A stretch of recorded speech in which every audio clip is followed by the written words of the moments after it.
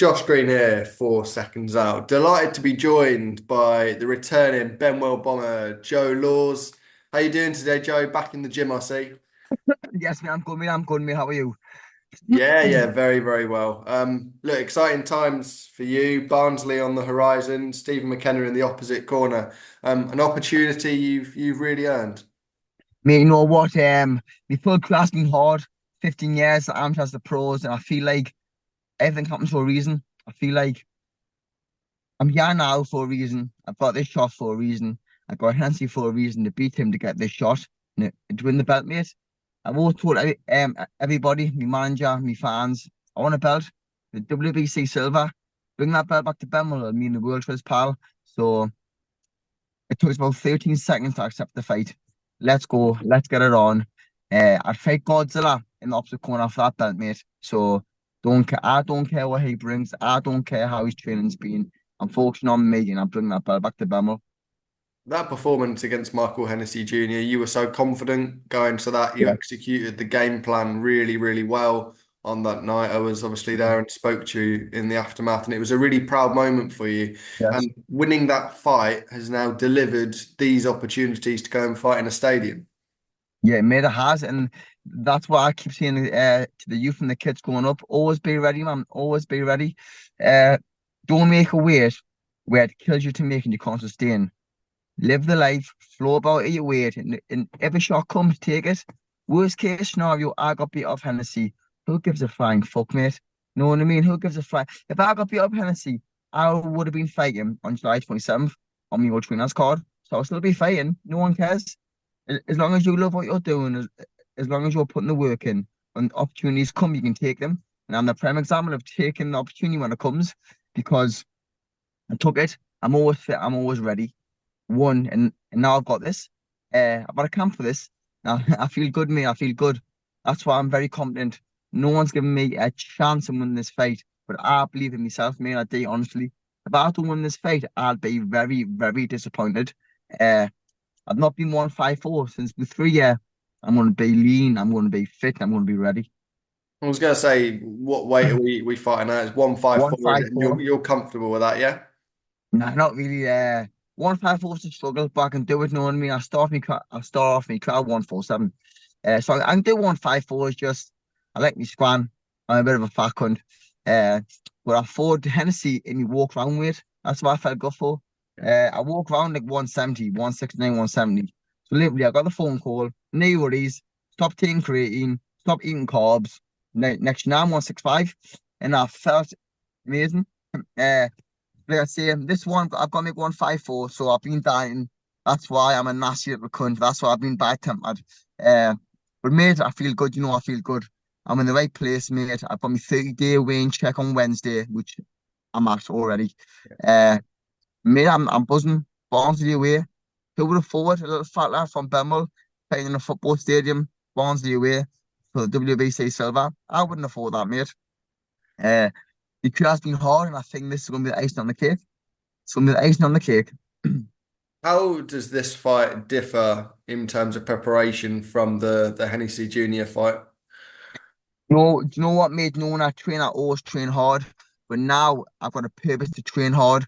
Uh, Whereas normally you wake up, you feel a bit fucked. Oh, no worries, I'll just stretch, I'll just dilly dally, I'll try and have some breakfast and wake myself up. No, no, I wake up, I feel fucked. I don't care. I'm hitting the beach. I'm getting me I'm doing the steps. I'm hitting the gym.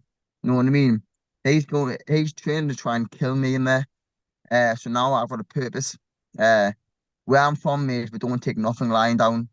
I've told the people we take nothing lying down. I would fight to the death for the Crocs on my feet because they're my Crocs. This isn't personal, but I think pro boxing, you've got to make it personal. It's a fighting man sport at the end of the day. Gladiators, me and McKenna, make no mistake about it, McKenna can fight. Know what I mean?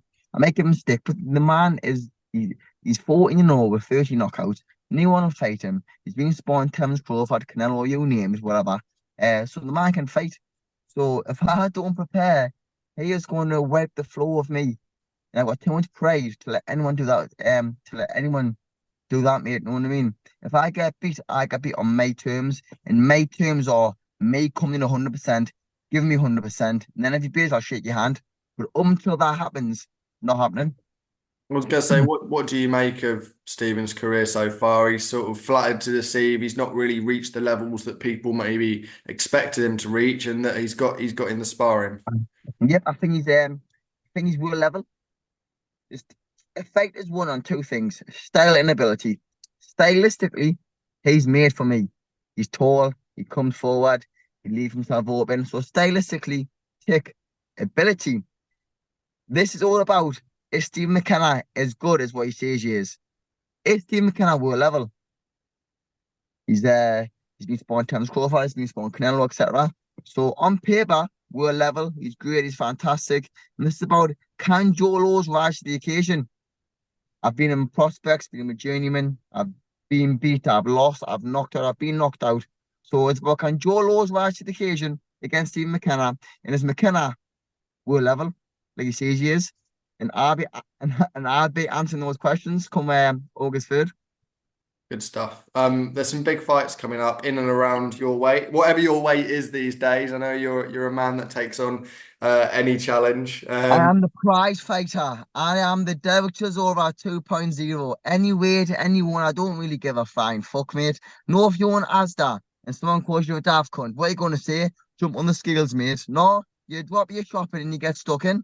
So, any weight, anyone, know what I mean? With time, obviously, I can't be making 140, but I would say from 154 to 168, I'm not really arsed, know what I mean? I'd fight at my walk around, mate, quite happily. Um, I've got no, what's the word? Not ego. Like I've got no, I've got no. Yo, I'm not fighting at that weight. I'm a 154 fighter. I fight anyone, mate. I'm not scared of no man. And like I say, I've won. I've been beat. I'm knocked out. I've been knocked out. I don't. I'm doing this because I love boxing. I love the platform it gives us to express my opinions, tell the youth. Uh, and the youth from my gym look up to us. And if I can help the youth along the way, in my career, I'll be happy. You know what I mean? I've got what 2, 3 more years left in my prime, in my peak. And I just want to find all these big shows. Be me. Not change for nobody. Any man, anyone. If you want a ding dong, let's get it on. Right, then a couple of big names that were mentioned. You talked about McKenna, and he's obviously sparred with the likes of Terence Crawford. Well, Crawford's got a big fight coming up Mm. in a couple of months now against Yeah. Magmadov. Huge show that's on. How do you see Crawford getting on in that one? Another win Mate, in the victory column. mate, I think Crawford just is he's different level, you know what I mean? He's different level. But then again, I said to him, last week, McKenna, what's the point sparring fucking Crawford, which is southpaw, counter puncher, pound for pound king, and then fighting me? I think that just proves how much he's like looking past us. I think he may be looking for a fight with Marco. I don't know, but why would you be sparring a southpaw counter puncher and then fighting me? You know what I mean? Does make sense. Um, I think he's really, really looking past me. He thinks that this is going to be a walk in the park. Uh, and I love that. I love that, mate. Uh, no one thinks I'm going to win, mate. Nobody. Let's be real. My man just got me back. Dad's got me back. My father's got me back. But no, if someone put a gun to their head and went, "Who's winning this fight?" Yeah. I wouldn't want to know the answer, but I can guarantee you now, 95% of people say McKenna. Uh, but only I know what I know. And in my head, mate, I'm winning this fight. A fight we've got up in 2 weeks' time is Boots Ennis and David Avanesyan. David's really took his opportunities when he's come to that level. Do you see him being Yep. able to take the opportunity against Boots? Hard fight me, but yes, I love Animation. What a style, what a fighter. And I've seen McKenna's been spawn Animation for the fight. And to be honest, that's good spawn. I think he's a hell of a fighter, hell of a man. And I think he's 147, isn't he? I think at Mm. 147, I think he takes some beating. I think he was a bit weird doing at 140 years ago. I think at 147, he's a real world contender. If not, he's there. And I think it'll be a hard man to beat over 12 rounds. How good do you think Boots Ennis is? I've spoke to a couple of people and they've compared him to that sort of Crawford level. Yeah, no, what I've only seen clips of him on your phone. But I've never been a big fan of his like growing up. Like he's never been one of my idols where I've watched clips from him, spawn and highlights, etc. But I've been told very good things. And the same with me, McKenna. I think the person who will tell you how good he is is Avanesyan come fight night. Because David's no mug. He's been there, he's done that. So if Ennis can handle him easy, then pooh, yeah, box ticked, well done, son. But if you can't, maybe it's a step too quick. Another one to talk to you about is Josh Kelly. He's going up in weight up to 160 to Yeah. take on Liam Smith. You surprised to see him go up to that weight to take on someone like Nah, Liam? you know what, mate? Kay's a big kid. He's a big lump. I've known him since the amateurs. Big lump, mate. His brother is also a big lump. His dad's a big lump. The big muscly kids, and he's always been a big 154. I thought he was massive at 147. That's why he was fucked to the weight. And the older you get, the more muscle you get. So it was inevitable. He was going to move up. And I think a fight with Liam Smith's perfect. I think this fight is all about what Smith's got left and can Josh Kelly carry the power to 160? Uh, and those questions will be answered come fight night. We all know Smith struggles to make 154 or 157 what I made against Eubank. So I think 160 will suit both of them. Can Smith turn back the clocks and can Kelly rise to the occasion? We'll find out. How do you see it playing out? You know what? I love both of them, mate. I think Smith's a real guy. His brothers are fucking real men. Love Josh Kelly, mate. Great, uh, great bloke. I can see that fight in my head. I can see it going both ways. If Lane Smith turns up, if he puts the work in camp, if looks on his side, I can see Smith turn back the clocks. But I can also see Kelly moving up in weight, making the weight fine, and schooling him. So it just depends who shows up on the night. I think the top level it's a lot about luck and who shows up. Uh, I think the fight's won now. That fight's won now. Who's putting the graft in now? Who's living the life now? So come fight weeks, come fight day, uh, you've got that ability to have that luck on your side. Because there's no good just saying, oh yeah, I hope luck's on your side, not train hard. You've got to train hard. You've got to give your life to the sport for that one day. You gotta pray to God, luck's on your side for that one day. And that's what boxing's about. That's the thrill what makes you keep coming back. Uh it's like a lucky dip every day. Main event of that card is Anthony Joshua and Daniel Dubois. Before we get to the actual fight, we saw comments and messages released between Carl Froch and Anthony Joshua where AJ called Mr. Froch a prick. What were your thoughts on those comments and those messages? Now what? I think Carl Froch has got more outspoken after he's retired. He's when he was fighting, he was hard as niggas, but he didn't really speak, did he? He was just like in his shell a bit, and then he's retired and he's just giving everyone stick. Uh, now what? You, you, I could not sit here and call Carl Froch what he's done in boxing. He's one of my little eagles going up, mate, when he fought like Jermaine Taylor, Lucian Beauty. No one gave him a hope and a hell chance of beating Beauty. Oh, he's too skilled, he's too this, and he just punched him all over. And I'm surprised how fluent he can talk now, because he has been in the wars, hasn't he?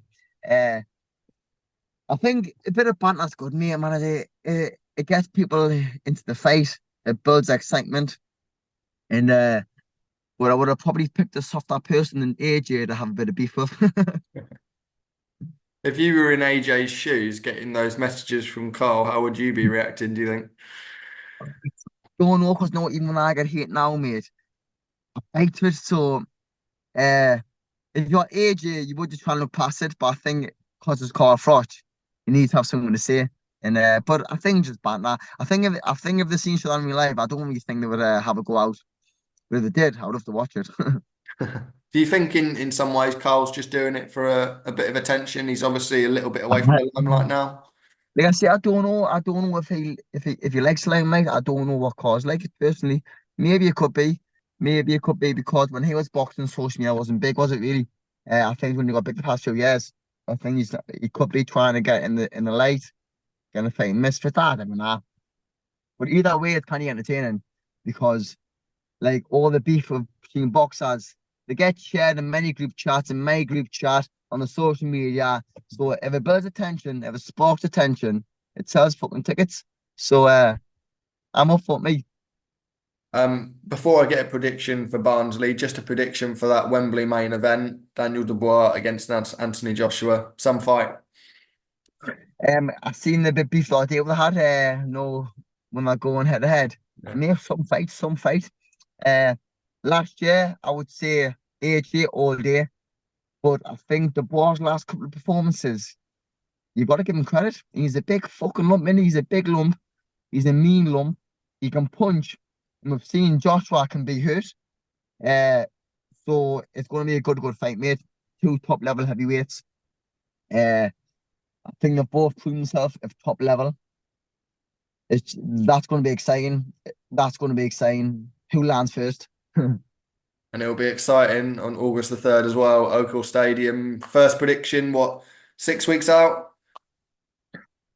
5, I think. 5 weeks out. 5 weeks 5 weeks out, yeah. yeah. Yeah. Yes. How we Prediction. A devastating win, mate.